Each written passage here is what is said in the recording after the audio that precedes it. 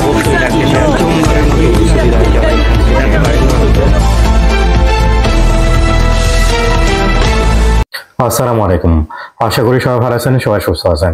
ফ্রান্সের সর্বোচ্চ কয়েকটি খবর নিয়ে আপনাদের সামনে হাজির হয়েছে। ভিডিওটা অবশ্যই শেয়ার করে দিবেন, ফুল ভিডিওটা দেখতে ভুলবেন না। প্রথমত, মার্সাই শহরেতে 21 জন ব্যক্তিকে আটক করেছে যারা কিনা মাদকদ্রব্য কেনাবেচা করত তাদের মধ্যে থেকে। ইতিমধ্যে এই জিনিসটা নিয়ে পুলিশরা একটা টিম করেছিল, তারা তাদেরকে আটক করতে সক্ষম হয়েছে। সলিদারিতা আজি ফন্সেকা আয়োজন করতে যাচ্ছে 6ম বারের মতো বাণিজ্য মেলা ঈদ বাজার, যেটা হবে রোজ রবিবার জুন মাসের 1 তারিখে।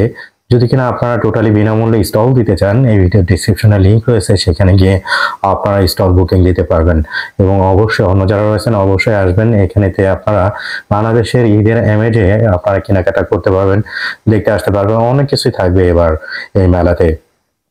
ফ্রান্সে মাসে, যেটা কিনা বিখ্যাত একটা কোম্পানি, তাদের 28টা আউটলেট বন্ধ করে দিচ্ছে এই সপ্তাহে। এবং যে সকল ব্যক্তিরা কাজ করতো সবাই এখানেতে কাগজ সমাজে চলে যেতে হবে তাদেরকে। এটা খুবই দুঃখজনক এক বিষয়। ফ্রান্সে দুঃখজনক ঘটনা ঘটেছে। নন্ত শহরেতে এক 21 বছরের যুবতীকে চাকুর আঘাত মেরে ফেলে দেওয়া হয়েছে স্কুলের সামনেতে। এর কারণে ফ্রান্সের প্রধানমন্ত্রী তিনি উল্লেখ করেছেন ফ্রান্সের স্কুলগুলোর আশেপাশে আরো সিকিউরিটিটা বাড়িয়ে দেবে এটার কারণেতে। এবং এই ঘটনাটা হওয়ার পরবর্তী থেকে ওখানে অনেকটাই সমস্যা এবং অনেকেই চিন্তায় পড়ে গিয়েছে।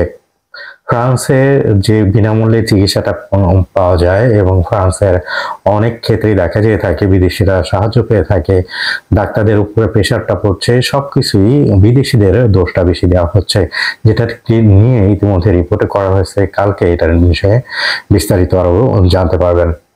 বভিনি শহরে যে সকল মেয়েরা খেলাধুলা করে থাকে বা ফুটবল বা অন্য সকল খেলাধুলাতে রয়েছে, তারা ইতিমধ্যে আন্দোলন করছে, কারণ ফ্রান্স সরকার এক ঘোষণা করেছে যাতে করে মহিলারা তাদের ধর্ম কোনো ধরনের কোনো সাইন পরে খেলাধুলা করতে পারবে না, এটার বিরোধিতে।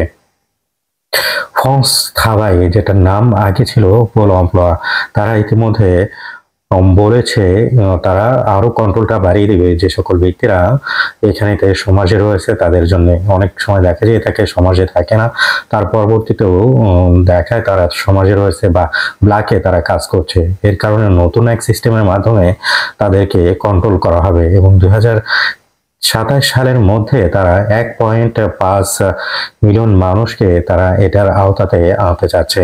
এটা অবশ্যই শেয়ার করে দিবেন যাতে করে এই তথ্য সবাই জানতে পারে। আসসালামু আলাইকুম।